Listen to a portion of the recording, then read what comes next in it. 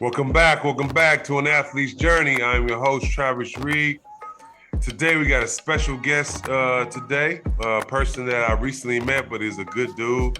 We met through a mutual friend. He is a former NFL player, but he also went to Vanderbilt. Oxymoron, right? So, really good dude. Wanted to let him introduce himself because he's just, like I said, really good brother. I wanted to get his story because it's a story that most of the younger generation need to hear. So I'll get into we'll get into his story right away, but introduce yourself. Yes, sir, man. My name is Jonathon Wynn, man, from Stone Mountain, Georgia. Went to Vanderbilt from 2013 to 2017. Got into the league in 2018. Played for Minnesota my first year. My second year played for the Detroit Lions. Then my third year played for the Carolina Panthers. And shoot, now I just recently retired. All right, we see what the teams he played for. We're gonna start from the beginning to to the end of his journey. All right. So how did your football journey start? Well, I started when I was around 8 years old. That's when my dad first put me in. Being from Stone Mountain, Georgia, and Atlanta, especially Metro Atlanta, football is serious. I'm saying that's how boys become men. So I grew up around it.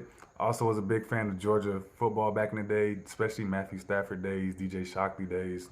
Those were seeing that on TV made me want to, play college football one day and eventually get to the league. But like I said, basically started park ball. I don't call it pop ball, I call it park ball. So reached up to middle school, played in middle school, then went to Stevenson High School and played there. And that school is known for putting out a lot of athletes every year. I was blessed to be in a program where we had 20 plus dudes get full ride scholarships to Mhm. play football. So I knew that was one of the dreams that I wanted to do. Yeah. Were you interested in any other playing any other sports growing up? Well, I played basketball, but it wasn't my strong suit. I got fouled a lot, and I was tall, but I could get the rebound. I was tall. I could set. It was I was great like that. But when it came to like other things like post game, setting up on offense, it kind of wasn't my thing. But played that. I played baseball for a couple years. My family's gonna remember me more so for playing soccer when I first started playing any sport and how I scored in the wrong goal, like my first game, and to them that's like letting them know that this is where I started from. So, but for the most part, I actually ran track a lot. In middle school, I ran Mhm. track. I did in middle school I did long distance, but in high school I did the 400 meters. I did triple jump, 4x4.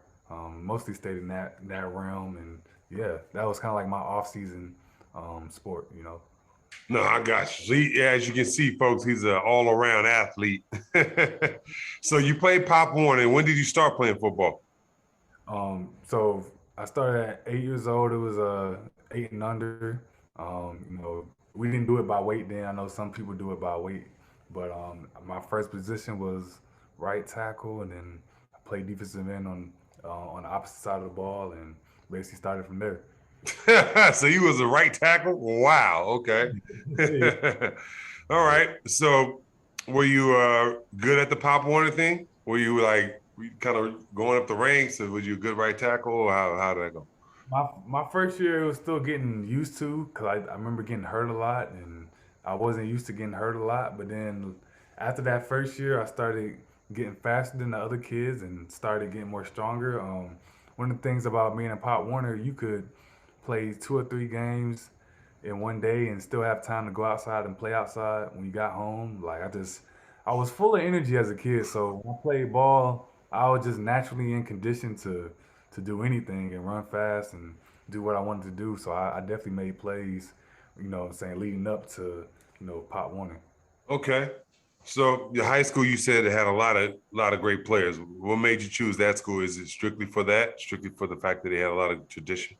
So I was born in the district. It's a lot of guys that try to transfer to other high schools through I'm saying, different type of things. But I actually grew up through the district, and I just naturally went there, and I was just blessed to be in a program where, you had guys like Reggie Ball and like it's so many guys I can think about right now. But basically a lot of guys that I was around, went to school, and all the coaches had knowledge of how to earn yourself a scholarship, how to keep up your grades, Mm-hmm. type program, and especially to go to a black school and have that around you too is just amazing too. Because a lot of people think you need to go to private schools to try to get that Mm-hmm. amount, what I'm saying, knowledge and get that access. But I had it right in my own backyard, so I was blessed.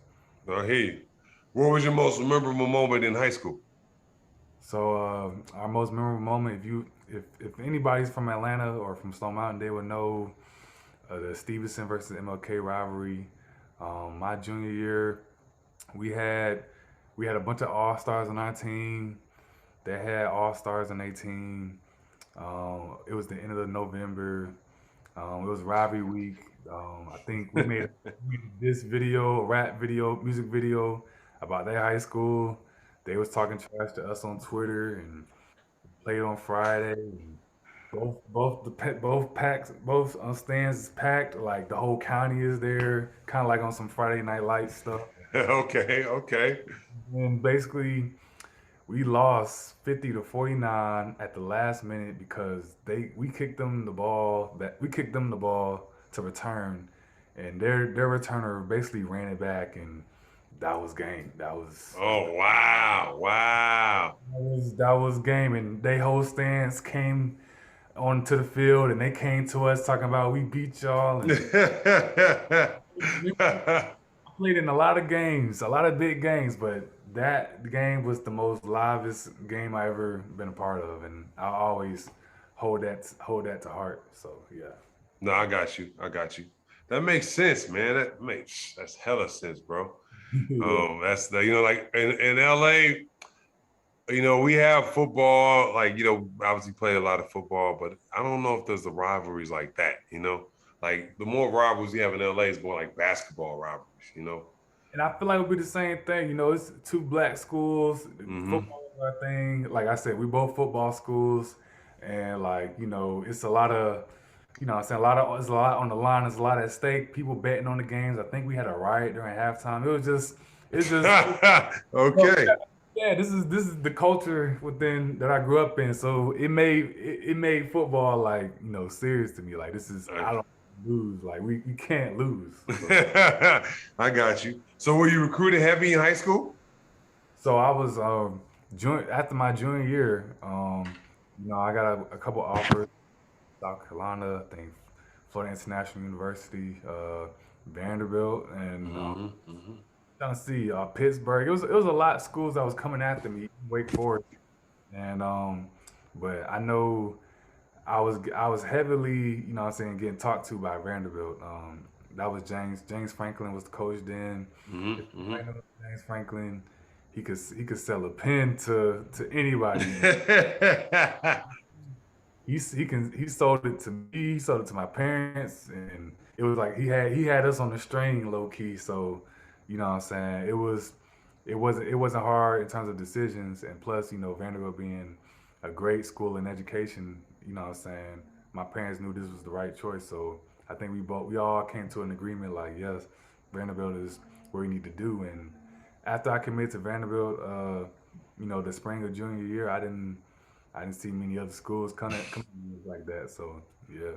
No, I got you. All right. So you choose Vanderbilt, which is obviously a tremendous academic school. But I felt like over the years, Vanderbilt started getting better athletes such as yourself and start winning some games, especially when they went to SEC. Yeah. Um, so how would describe your first year in college compared to high school? You know, so coming from where I'm from in high school, I seen the amount of talent, and basically, it was a lot of, you know, I was just around a lot of great players that went to the SEC, and basically, Mm-hmm. Mm-hmm. Vanderbilt, athletically, things didn't really change. But what I'm saying, I went against a lot of great athletes, but Mhm. academically, it definitely changed.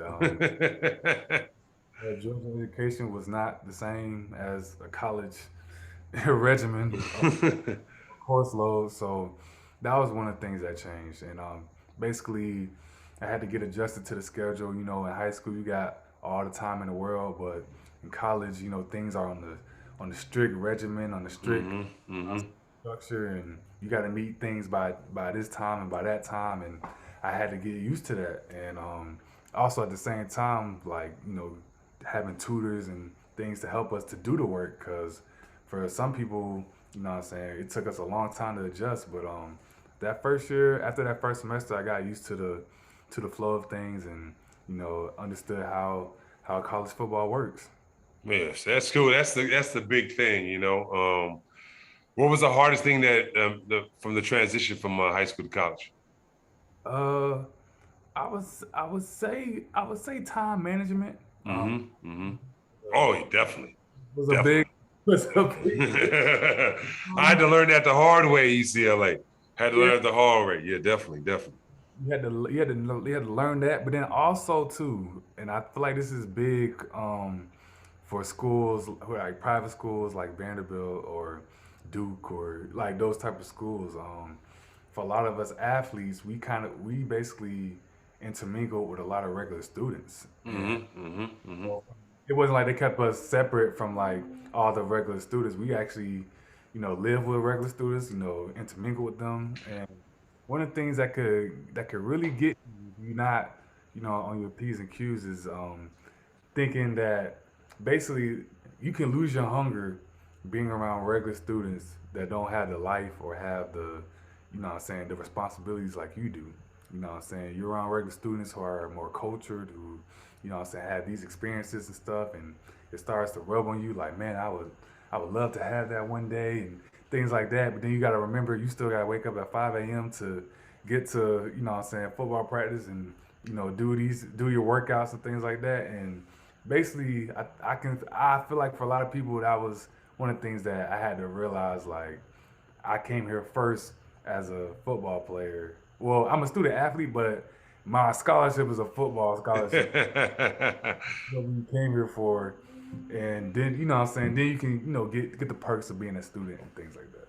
No, no, definitely. When I was at UCLA, it was kind of the same thing. But UCLA, you can mingle with the regular students, but there's no way that you don't know that you're an athlete. They kind of keep you in that athlete's box, you know what I'm saying? Where you hanging out with all mostly other athletes, the track kids, football, baseball, whatever. Like we're in this bubble, you Yeah, know, and they like to keep you in the bubble as far as like, just like big time schools, you know.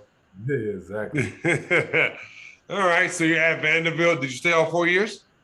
Yeah, I stayed. I redshirted my freshman year. I Mm-hmm. stayed for my fifth year. Yeah, I used that first year to you know get bigger in the weight room. The you know the typical things, Mm-hmm. Mm-hmm. regimen of the school and things like that. Mm-hmm. So All right. Well, what was your biggest triumph and your biggest failure in college? my biggest triumph, you know, when the first couple years, for a lot of people, you know, you trying to make it in football, you're trying to keep your grades up, and I feel like the biggest thing I learned was my routine. Mm. Mm. Mm-hmm. I learned my routine every week, what I needed to do to stay at my best in terms of like staying at the tip top of my prime in terms of like what time to wake up or how to take care of my body after practices, what to eat during some Mm-hmm. week, when to go to bed and when not when I could kind of stay up a little. Mm-hmm. I gotta fill it out because it's like you want to kind of keep yourself balanced, but you don't want to, you know, what I'm saying, let one thing kind of shift and one thing kind of shift down. So I had to learn my routine to where, you know, school, when to watch film, when to take care of my body, how to approach every game, you know, just kind of those things. And I feel like once I got that routine down, you know, I kept consistently staying at my best with school and playing football toward it. So that's one of the things I could say was a triumph. Um, Failure. I feel like a failure. I get, it wasn't like I truly failed, but I guess a failure. 'Cause I never failed a class. Bro, in 4 years? Never failed a class. I never failed. Much respect. I give him props. I'm not gonna lie though, my last class to graduate was a D, but that's a pass to me. So you can't tell me that's an F. So that was a pass for me. No, I got you. I got you. You can say a failure or something I wish I would have did better was let people know my mental health. Like during that time, athletes, especially me, we didn't really have many people to like talk to. Like I could talk to the bros, I can talk to my teammates and things like that. The coaches, I couldn't really vent like that, and it was kind of some things I kind of held inside, and it kind of, what I was saying, didn't really like register well when it came to like relationships or what I'm saying, communicating to people because I kind of side. But I say towards the end of the years, like junior and senior, that's when I started to become comfortable with being vulnerable and opening about what I'm dealing with in terms of like how hard these classes are, how hard this football thing is. Mm-hmm. Just actually being vulnerable, and it actually made me feel better. So hmm hey, hmm that's things I. It wasn't a failure, but something I wish I would have did better at in school. No, no. Communication is always big, especially for an athlete dealing with any kind of situation because you got so much on your plate, especially in college. You're learning how to be an adult essentially, but you're learning how to be an adult with a dictatorship in a way with coaches because Yeah, they have that quota. They got to win, period, or else they get fired. yeah, So, they want you to become a man, but also under their kind of, saying the rule or thumb. And so I understand exactly. Communication is so big because you don't yeah, be vulnerable. You don't. You just be like, see, your whole life is just like taught to be like, suck it up, be a man. You know, yeah, you can take it. You a man. And that's my father told me that all the time. yeah, So we just learning how to communicate, like you were saying, is just crucial, yeah, super crucial. yeah. All right, what was the biggest lesson you learned from college? Biggest lesson. I feel like it's so many. Just that's just school. But being at Vanderbilt, I think the biggest lesson is knowing that you are more than an athlete. I was blessed to be at Vanderbilt where they embedded that in your head From day one. day one. Like professors didn't care that I played football. Like it was, regular students didn't care that I played football. Like it was just like you was just there. So you knew you wasn't just like you knew you wasn't special like that. You knew you the quota like every other regular student, and we had to meet it. And basically, also being close with my former AD, David Williams, he made sure to understand how being a black student athlete at Vanderbilt, how you need to make sure you get the most out of this school and not let them just use you. Kind of like you told me, Yeah, yeah.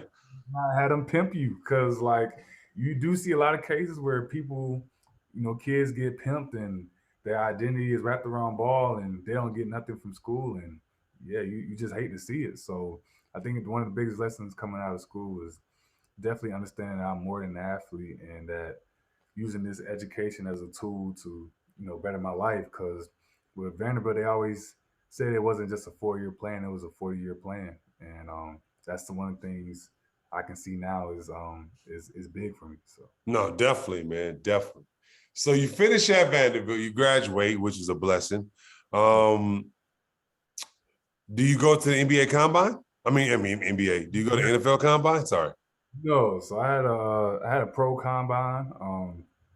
I basically after my redshirt senior year, Mm-hmm. I stayed in Nashville.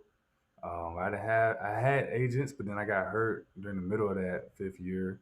But I was making my way back before the combine. Mm-hmm. Mm-hmm. I had many agents until I reached out to one, and he saw my resume in terms of football, and he was like, "I'm gonna take you on," and basically, I leading up to the combine, I worked at Smoothie King during the.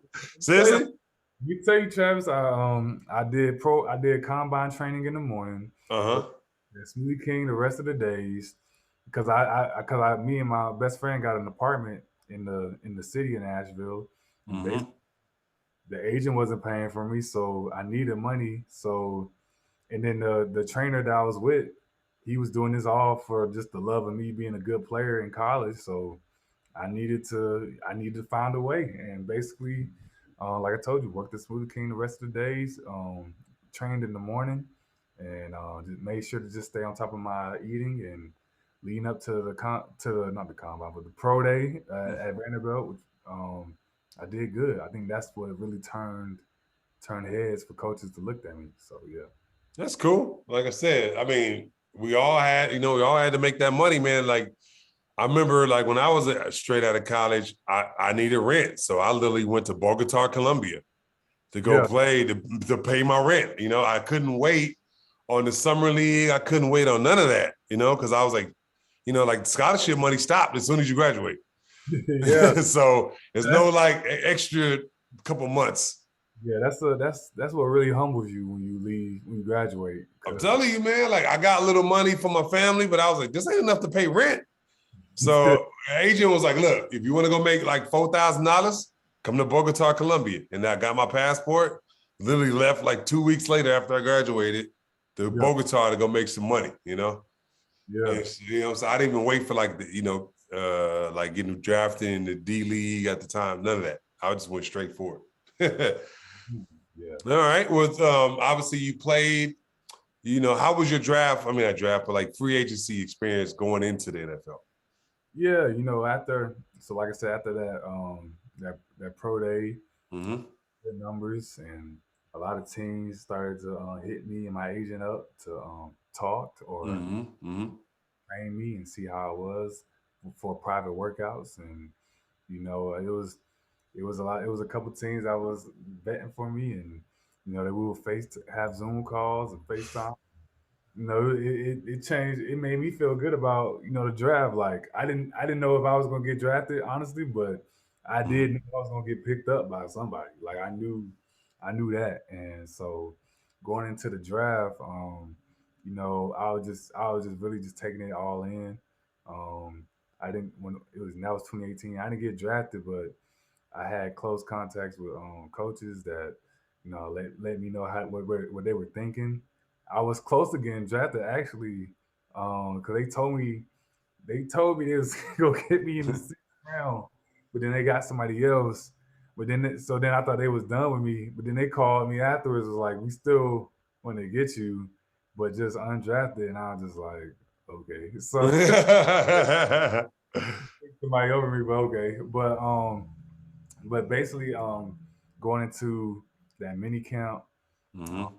make sure that I prove myself, let people know who I was, stand out, which I did, and they felt confident in me.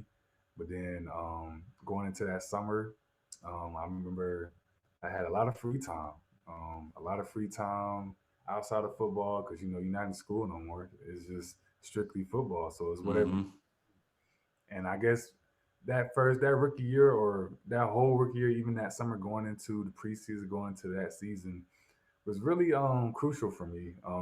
Or something that I feel like was the reason why I'm in a good position now is because of that year. I feel like because I didn't do too much spending. I took everything in. I locked in to where teams picked me up or wanted to like keep me on to develop me and things like that. And I think that's what made me, what I'm saying, be a part of the league for a good few years.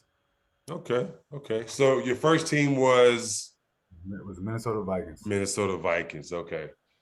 How did it feel? Like because I never played in the NFL. I'm just curious. Like when you made the team, and I guess when you get the call or not get the call, like Yeah. how was that feeling for you? It felt good. It felt surreal. I was just glad to be a part of it, and my mind instantly went to like, it's time to go to work. Like it just went. It just went. It didn't like. I mean, I had it. I celebrated because I was back home in Georgia with my family. I had friends and family come through, and we were happy, and I was humble, but in my head I knew like, yeah, like it's time to go to work because like I had friends or people, teammates or friends before me that went to the league and told me how I was, and so I already knew like, yeah, like I ain't trying to like all their wrongs. I didn't want to repeat. Like I Of wanted to course, of course, of course. right, so I just kind of went to like time to go to work. I'm not gonna pull nothing because at summer mini camp, I'm gonna make sure I'm in tip top shape. I'm gonna give them no excuse to like to cut me or release me. So Right, right. 'cause All right. people, yeah, people don't really tell you more about the politics and the how really the business side of like Mm-hmm. NFL or major league players. Okay, okay. So you do it a year with Minnesota. You think you're thinking like they're gonna sign me back? I did good enough to sign me back, or you just knew that they was gonna, let me go, let you go and sign with another team? Here's my story with Minnesota. Um, so like I said, I got picked up by them. Did my mini camp with them. Everything was good. Then I went to the preseason with them. Um, and did well actually. I ended up with 2 sacks and a few tackles. I kind of, because I think going into that preseason, I was nervous. It was still that anxiety of knowing of wondering like, do I belong? And then after that first preseason game of getting a couple tackles in the sack, I was just like, okay, like, all right, Lord, I belong. Like, I can do this. Like, what I'm saying? I just gotta like for most the difference between some players and other players that is really confidence and believing. So I kind of had to step into that confidence and do and actually play. And I did well that preseason, but they released me because they had players they drafted. They had things. They had quotas they had to meet. So then I was just like, dang, I thought it was over. Mm-hmm. Back up in October. I was basically gone from them from Minnesota for a month, still training. Still trying to stay on top because at first I thought it was over, but somebody had to tell me like, nah, like you know, you just got to keep you know somebody's gonna pick you up. You just gotta keep staying in shape. So did that. Went to Minnesota. Back to Minnesota on their practice squad, and I was there for like a good 2 months. They released me going into December because I hurt myself. I remember I hurt my one of my fingers and I couldn't really do too much, so they would let me go. But then Detroit picked me up that December too, and I remember I stayed in Detroit. I was on their practice squad for the rest of that season, and then Mm-hmm. finished and kept along with them that 2019 year, and the whole year in that season. So basically, was with them that whole 2019 year, and that was an experience because I was around Patriots players and people that grew up in the Patriot system, and that was a different philosophy of life. Oh, you was with Matt Patricia. I was with Matt Patricia. I was. Okay. Oh, so was it like straight army, straight military style? It was definitely tight. It was definitely tight knit, tight control.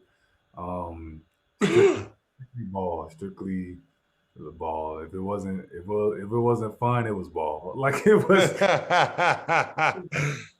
ball. It was strictly football. But No, no. I mean, yeah, in Detroit, nothing against Detroit. I want to shout out to Detroit. I just figure like if you in Detroit, you there for that football. You there to play. yeah, no, it's to play in Detroit. It's different. It's a gritty type of town. The sun Mm-hmm. comes out. You gotta really like understand where you playing at in order to thrive. But Mm-hmm. it's Mm-hmm. impossible Mm-hmm.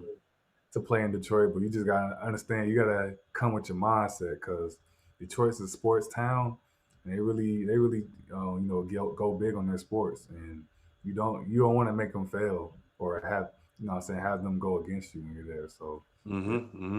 Mm-hmm. That makes sense. That makes a lot of sense. So you finish in Detroit, and then where you go? Then finished in Detroit.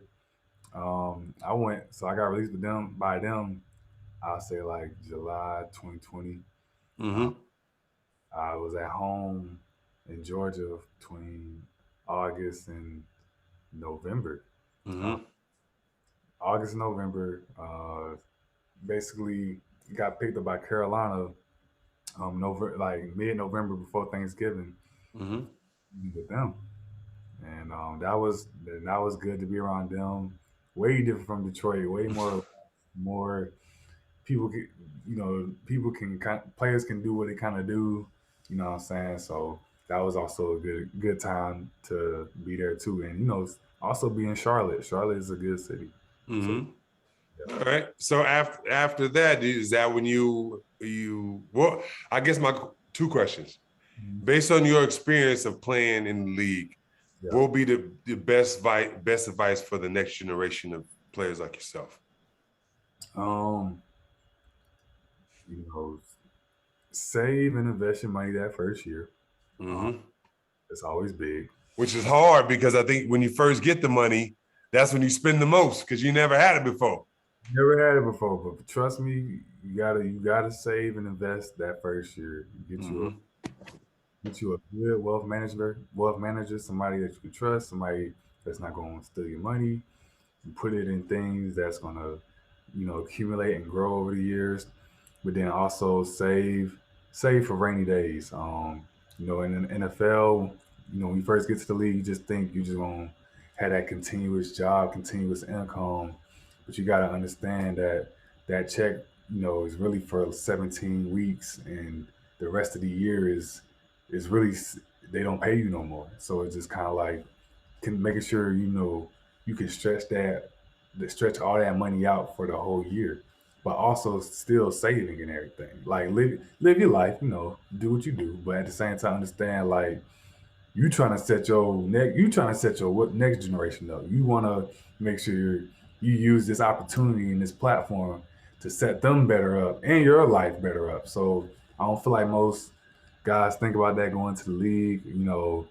Just you want to flex, you want to show that you did it and everything, and that's cool. But Yeah.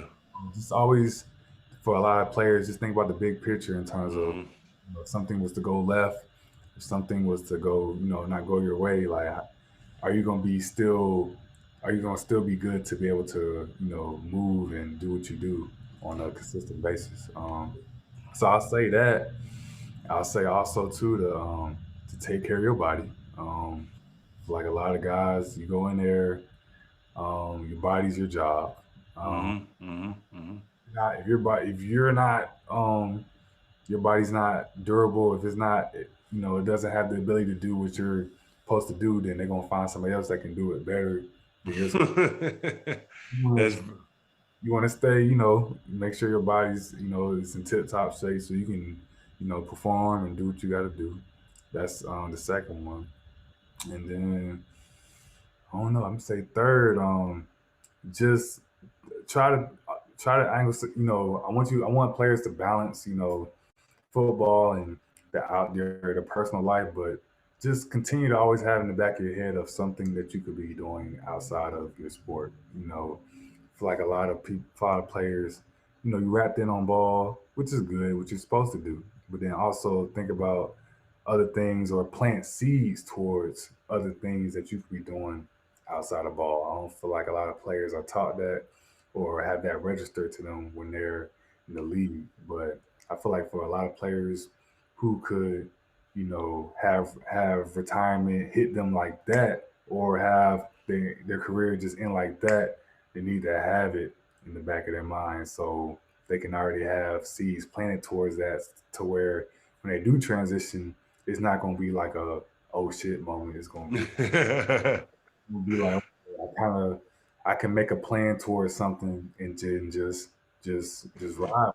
You know what I'm saying? I think when you transition as an athlete, you trying to really just trying to find the next thing that's going, because the next thing too that's gonna also give you large amount of money, but like the one thing that I'm starting to learn too myself is that to make league money using my brain or using my other passion it's gonna take time. It's not gonna be overnight type of thing.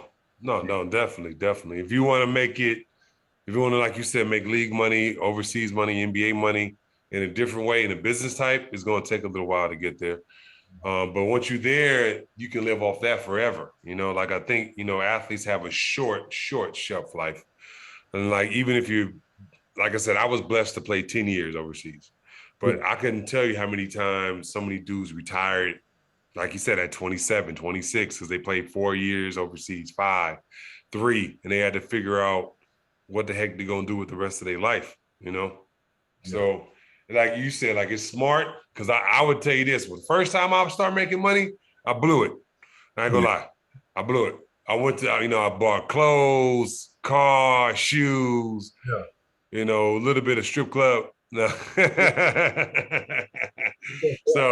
so yeah, just having fun, I think. And like we just have to learn, you have to learn because like, have a plan. It's like a general love your peace, but always be ready for war, you yeah, know? And so you just do your sport, be the best you can be at that sport, but always be ready for the next thing. Have something going for the next thing and don't wait to the very end of your career to think about that. Like like you said, think about in year one, yeah, because you don't never know when it's in. Like football, especially, you don't never know what's in, yeah. No, for sure. So you I know. think that's definitely you speaking on those advices. Yeah, those are big things that I feel like all athletes need to know. Definitely, definitely. So when did you decide to hang it up?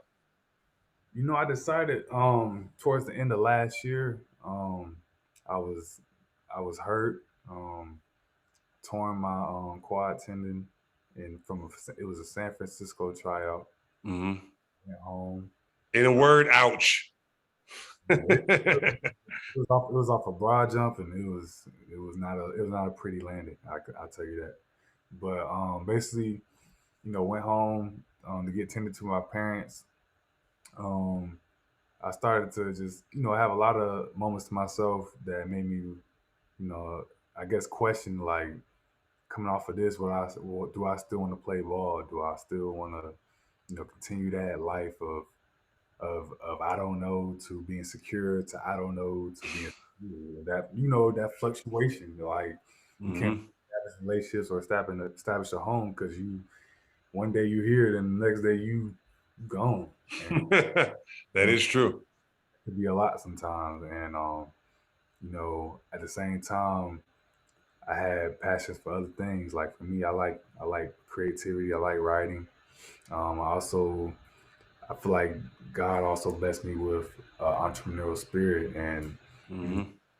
that I wanted to keep, trying to pimp the league out of money was the question. And but I knew my body was on the line, and Right, right. I don't want to be that old dude who can't play with their kids. I want to still be active, playing tennis or something. Like I still want to be that dude. So those were the questions that came to my mind, and after just thinking about it, like I told you, I believed in myself that I can make league money using my brain or using my other passions. And as soon as I as soon as I realized that and actually, believed in that, I just made sure to leave the game on a good note. I feel like a lot of players they retire, they don't tell nobody. It's kind of like, dang, like what happened? Because people always see you with the athlete identity, but when I retired, I made sure to put it on all platforms. I made sure everybody knows. Like next time you see me, don't be asking me about football. Like I'm done, right? done, because what I'm saying that's it. But at the same time, I wanted people to know that I used football and football used me to where now I have the tools to go out into the real world and do what I want to do. And I feel Mm-hmm. Mm-hmm. the game teaches us all that in terms of like if we truly believe and work hard for something, we can win. And I think um, I want to show that on my retirement that I believe now I could really do what I want to do because I know I can work hard for it. I know I have the work ethic. I know I have the belief, and I can be coachable and things like that. And I think a lot of athletes need to know that those skills are transferable to business or whatever they want. Mm-hmm. Mm-hmm. Mm-hmm. I was basically just cool with that going into retirement. So that's kind of how it was. All right. So how's your life been since that transition from professional football to now? It's been different. I'm still in the earlier stages. Yeah. Yeah. I still have NFL friends. I still have what I'm saying, I'm still around ball. I'm still around ball, but I have a close group of circle. They keep me uplifted. I try to stay prayed up. You know what I'm saying, to keep my mental right. Um, and I actually got a plan. I feel like I'm kind of doing better than most because I actually got a plan, and I'm just gonna ride with that plan until what I'm saying, until the wheels fall off. Mm-hmm. Mm-hmm. I guess I didn't have any time or have any moments where I'm just like, what I'm going to do.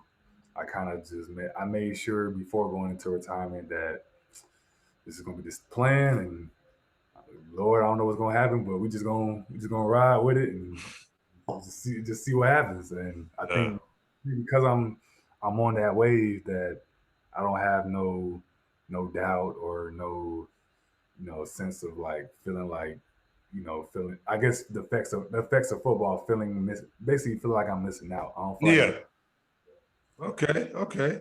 Well, I can tell you from my experience, I was bitter just because I felt like I still had something in the tank when I retired, but like the money was just like funny.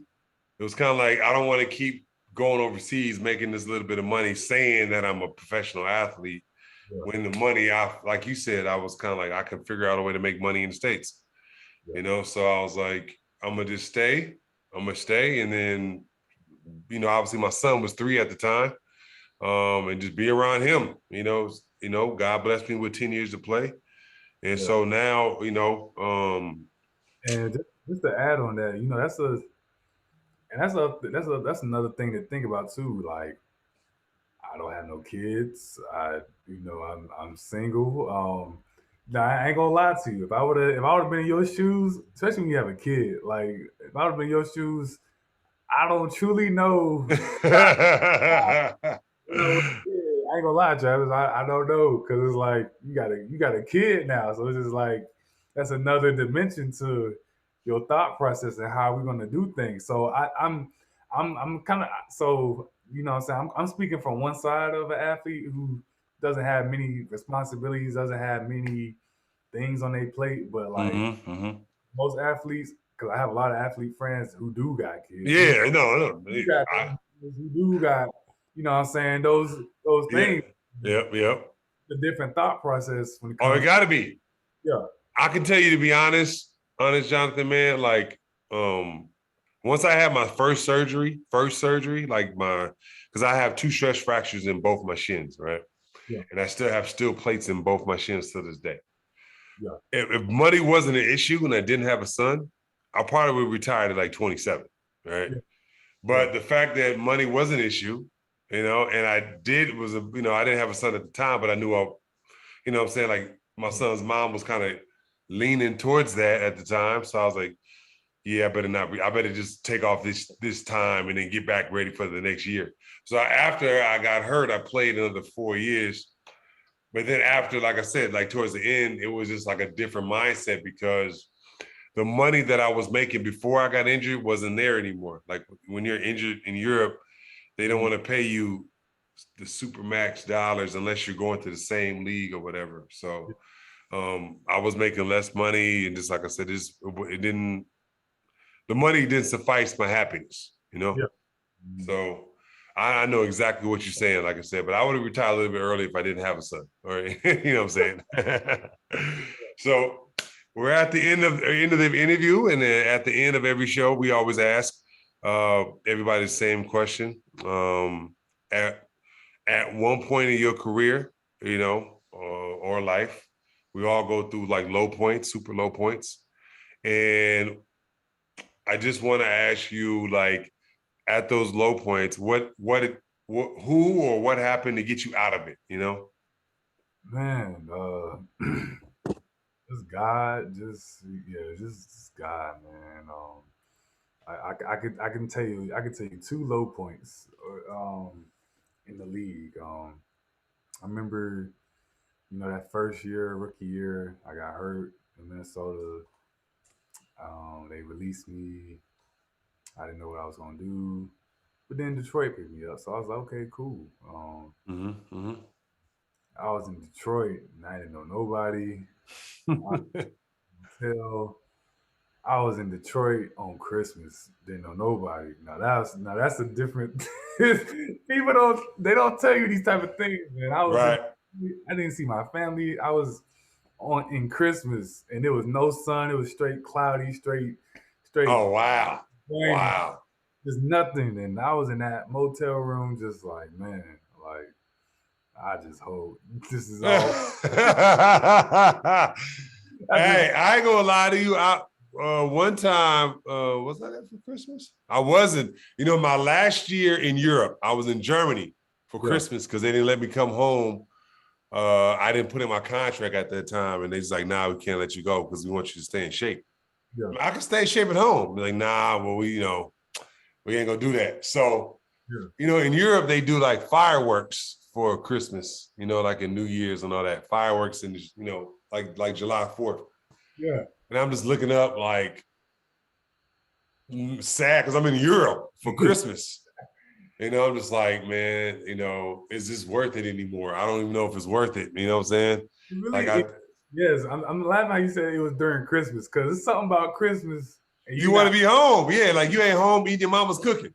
yeah, and you can't be home because of ball, and that really like takes you somewhere because it's just like, dang, like I want to be home, but this is one of the sacrifices that I got to do to play professional sports, and most people don't talk about that. they, No, no, it's serious, man. Like, oh, it's insane. It's insane. But I want to say thank you so much, Jonathan, man. I appreciate you coming on the show, man. I yeah, think your journey is something special, especially for the younger generation, man, to yeah, let them know like everything's gonna be all right. Even if you retire young, everything's gonna be all right. I really appreciate you coming on the show. Um, let everybody know where they can follow you on your social media platforms. yeah. Yeah, you can follow IG. You can follow me at Wayback WAYYBACK_Wynn WYNN. That is now my new name and brand when it comes to all platforms, and that's where you can follow me. And yeah, and even on LinkedIn, I ain't gonna forget LinkedIn. Jonathan Wynn, I think it's 49 a dash slash 49. Athletes, when you see the game, LinkedIn is gonna be your best friend. That's how I met Travis. It's gonna be it's It gonna be is. your friend. People think it's like Instagram or Facebook. Nah, man. LinkedIn is where you want to find people. You LinkedIn is know. yeah. Yep. Well, I want to say thank you, like once again, Jonathan. You can find me, and everybody, like I said, who's listening to this, please like, share, and subscribe to the next episode. It's greatly appreciated. You know what I'm saying? The more followers we can get, the bigger platform we can get on, and then, like I said, we gonna take this journey to all around the world, baby. So, you can follow me at Travis W Reed on Instagram and Travis W. Reed on Facebook. You can follow me, Travis Reed, W. Reed on LinkedIn as well. We got some new stuff coming on. I think we will be taking this show to YouTube in the coming weeks. So you might see this interview on like I said, on YouTube as well. So like I said, keep liking, keep sharing, keep subscribing. And we will see you next week on the Athlete's Journey on the Believe Network.